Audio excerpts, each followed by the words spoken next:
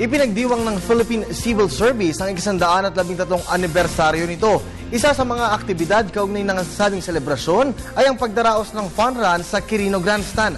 Nilokohan po ito ng mga kawani mula sa iba't ibang tanggapan ng gobyerno, kabilang na po ang Telebisyon ng Bayan. Narito po ang aking report.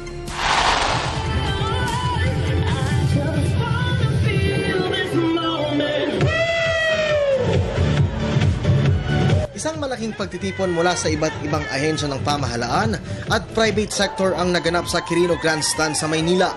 Ito'y kaugnay ng 113 selebrasyon ng Philippine Civil Service Anniversary. Run ng inorganisa ng Civil Service Commission, katuwang Government Service Insurance Corporation o GSIS para sa formal na pagsisimula ng month-long celebration. Ito ay bahagi ng ating pagdiriwang ng 113th Philippine Civil Service Anniversary. Ito ay isa lamang sa maraming mga programa na nakalinya nitong buong buwan ng Setyembre. Kasama dito ang pagganap ng ating Honor Awards Program sa Malacanang na kung saan ay bibigyan ng magandang pagkilala ang ating mga lingkod bayan.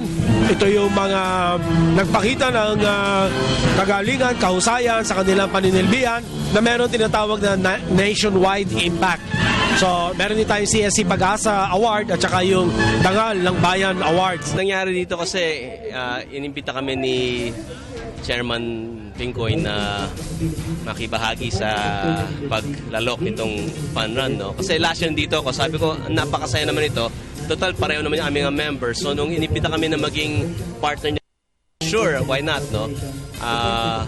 And our assistance is, of course, yung participation ng aming mga empleyado, and then we invited others to participate. And then, of course, may konting financial support din for hosting the event. Pinangunahan ni Vice President Jojo Marbinay ang kasiyahan na kasabay tumakbo ng mga government employees, estudyante at iba pang sektor. Actually, pangalawang taon ko na ito dahil sa imbitasyon ni Dr. Duque, no, na namumuno ng ating Civil Service Commission. Ito, sigurado ito, hindi ito PIDAF.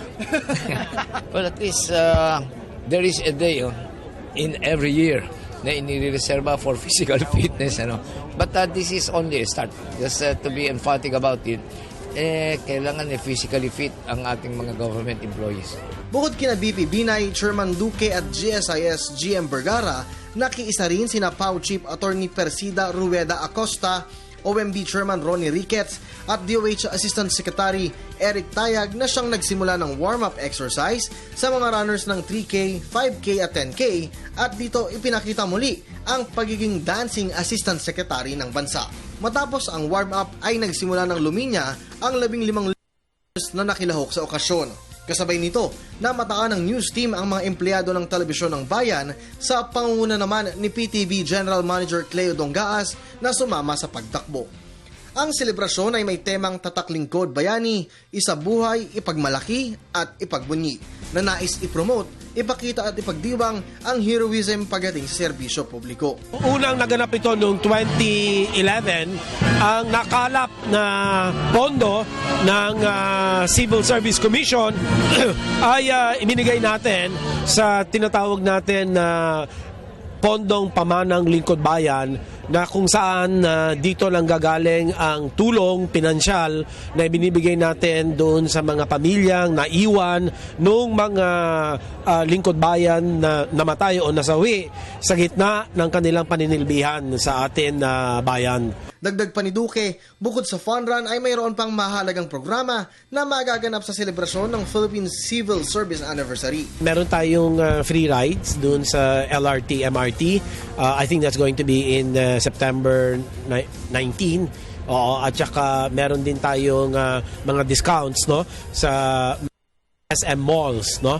So ito na nga yung ating fun run, yung ating choral competition na kung saan ito na rin ang pangatlong pagkakataon na magpapakita sa pamamagitan ng paligsahan sa pagalingan sa choral, sa pagkanta, ng mga iba't ibang ahensya ng pamahalaan. Kabilang naman sa mga ahensyang sumuporta sa fun run ay ang Philippine Sports Commission, PNP, Manila at Pasay City Government, National Parks Development Committee at MMDA.